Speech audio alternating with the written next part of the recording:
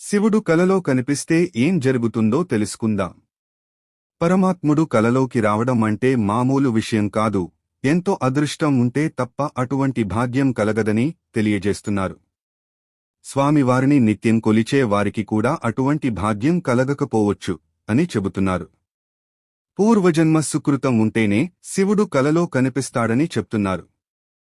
అలా శివుడు కలలో కనిపిస్తే జీవితంలో పురోగతి సాధించడంతో పాటు మీ కోరికలు కూడా నెరవేరి శుభ సూచికంగా చెబుతుంటారు.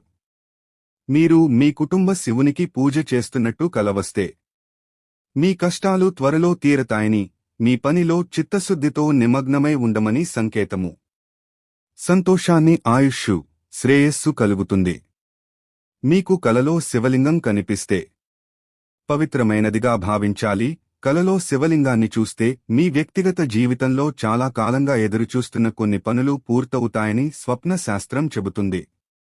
పనిలో విజయం సాధిస్తారని శివుని ఆశీస్సులు ఎల్లప్పుడూ మీకు ఉంటాయని ఆ కల చెబుతుంది.